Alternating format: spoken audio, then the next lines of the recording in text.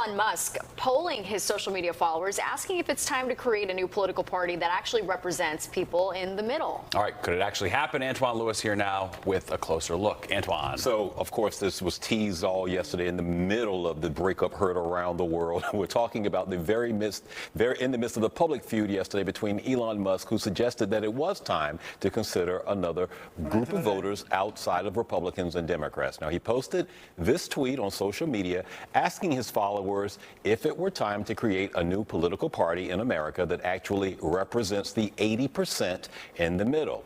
Then he followed it up with this one. Trump has 3.5 years left as president, but I'll be around for 40 plus.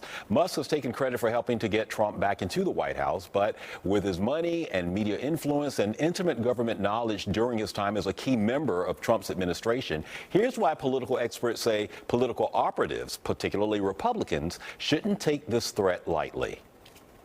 What is not certain is whether or not there's room for a third party in our politics.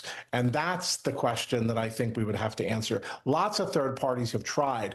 Nobody's really ever broken through.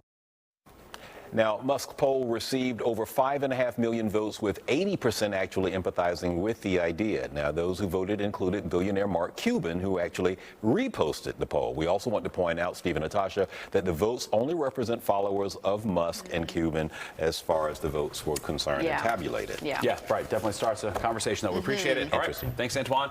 The Columbia graduate student detained by ICE is asking to be released from detention. Mahmoud Khalil is facing deportation for his alleged role organizing pro-Palestinian protests at Columbia University last year. Court filings show Khalil claims he has suffered irreparable harm due to his continued detention. Last week, a federal judge in New Jersey said the Trump administration's efforts to deport Khalil likely violates the Constitution.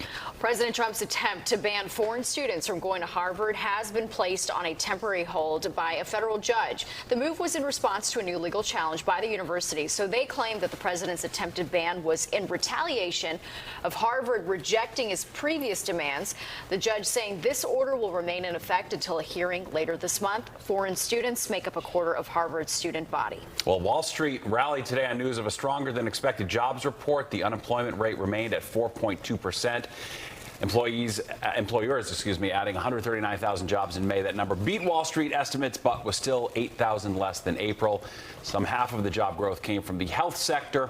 Wages also went up more than expected. Well, President Trump announcing the U.S. will hold its next round of trade talks with China on Monday. And amid all the economic uncertainty being caused by those proposed tariffs, small companies seem to be faring much better than large ones. Brooke Taylor has the story. But I want to thank you very much. President Trump said after his Thursday call with Chinese President Xi that he's getting closer to a trade deal despite mounting tensions on both sides.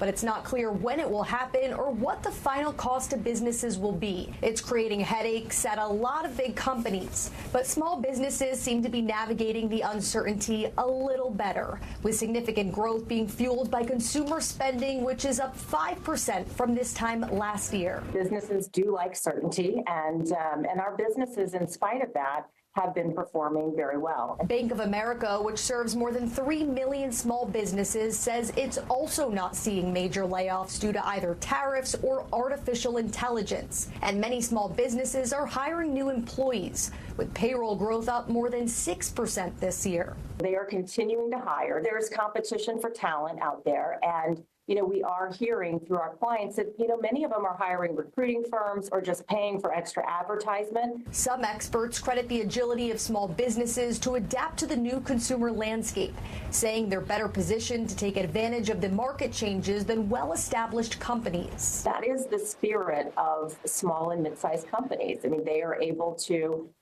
pivot quickly. They're able to move forward. And really make decisions based on what's happening to them in their industry, in their community. And President Trump says that trade deal talks between the U.S. and China will resume in the next few days. In Dallas, Brooke Taylor, Fox 5 News.